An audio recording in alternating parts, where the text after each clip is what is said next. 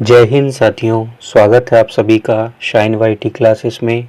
Hindi short hand की practice dictation 100 शब्द प्रति मिनट गति से डिक्टेशन 5 सेकंड में शुरू होगी। स्टार्ट। आइए आज हम अपने विचारों को उस दिन तक ले जाएं जब हमने गणराज्य की घोषणा की थी। अपनी विकास की योजनाओं के संबंध में हमने वास्तव में काफी प्रगति की है, परंतु क्या हम भारत के सब नागरिकों को दरिद्रता, अभाव तथा कष्ट से मुक्त करा पाए हैं? प्रकृति की शक्तियों को अपने अधीन करने और जनता के कल्याण के लिए उन्हें नियंत्रण में लाने की दिशा में भी हम आगे बढ़े हैं, किंतु हम यह नहीं भूल सकते कि कुछ महीने ही हुए हमें भारत के उत्तर पूर्वी प्रदेशों में भयानक बाढ़ का सामना करना पड़ा था, जिसके कारण यातायात के साधन छिन्न भिन्न हो गए और वहां की जनता को भारी हानि उठानी पड़ी। निसंदेह साक्षरता प्रसार और रोगों के निराकरण के महत्वपूर्ण उपाय भी हमने सोचे हैं। यद्यपि अभी भी देश के बहुत से भागों में निरक्षरता और बीमारी पर्याप्त मात्रा में दिखाई देती है। जन कल्याण की योजनाओं को हम बराबर आगे बढ़ाते रहेंगे, यह हमारा दृढ़ संकल्प है, इसमें संदेह नहीं किया जा सकता। इन योजनाओं के पूरे होने के संबंध में जो प्रयास अब तक किया गया है, उससे भी हमें असंतुष्ट नहीं होना चाहिए। फिर भी जो कुछ अब तक किया जा सका है, यदि वह बहुत चमत्कारी नहीं दिखता तो उसका कारण यह है कि अभी निर्माण कार्य जारी है और समाप्त नहीं हुआ है। राष्ट्र के निर्माण में समय की आवश्यकता होती है। आज हमारा गणराज्य दिवस है और भारत जैसे प्राचीन राष्ट्र के इतिहास में 5-7 वर्ष की अवधि एक स्वल्प काल है। आइए अब हम विगत वर्ष की घटनाओं पर नजर डालें और यह देखें कि विकास के कार्यों और निर्माण योजनाओं की दिशा में हम कहां तक आगे बढ़ सके हैं। यदि मुझसे यह कहा जाए कि बीते वर्ष की घटनाओं का वर्णन मैं एक वाक्य में करूं, तो मैं कहना चाहूंगा कि संविधान में दिए गए निर्देशों के अनुसार हमने समस्त राष्ट्र के साधनों को ऐसे ढंग से जुटाना आरंभ कर दिया है जिससे यह स्पष्ट हो जाता है कि भारत में कल्याणकारी राज्य की स्थापना का श्री गणेश हो चुका है। पिछले वर्षों में हमने जो संकल्प और दावे किए थे, अब वे मूर्तिमान होने लगे हैं। इसलिए अब यह समझना कठिन नहीं है कि राष्ट्र किधर जा रहा है और आगामी 10 या 15 वर्षों में हम किस स्थिति में होंगे। महान नदी घाटी योजनाओं पर कार्य बराबर जारी है। इनमें से एक योजना भाखड़ा नंगल योजना से बहुमूल्य पानी और बिजली पंजाब, पेप्सू तथा राजस्थान के भागों को मिलने भी लग गई है। दामोदर घाटी योजना से कुछ समय हुआ बिजली प्राप्त होने लगी थी और हीराकुंड, चंबल तथा दूसरी महान योजनाओं की भांति यह योजना भी यथेष्ट रूप से आगे बढ़ रही है।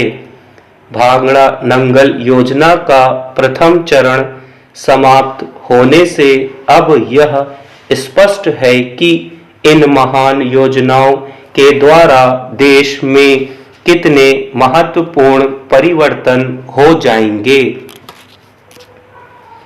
महोदय, कोसी नदी, जिसे शोक और दुख का सूचक माना जाता है, इस वर्ष फिर अपने प्रकोप से महान हानि का कारण बनी। अब इस नदी पर काबू पाने और इसकी उपद्रवी लीला समाप्त करने के लिए भी योजना तैयार हो गई है। इस योजना की रूपरेखा तैयार हो चुकी है और निर्माण का काम हाथ में लिया जा चुका है। आशा है इस योजना के निर्माण से बड़े पैमाने पर जनसाधारण को सेवाएं उपलब्ध होंगी। जब यह नया परीक्षण सफल होगा तो महान योजनाओं के निर्माण में और भारत की महान जनशक्ति के उपयोग के संबंध में हमारी जानकारी और अनुभव में महत्वपूर्ण वृद्धि होगी।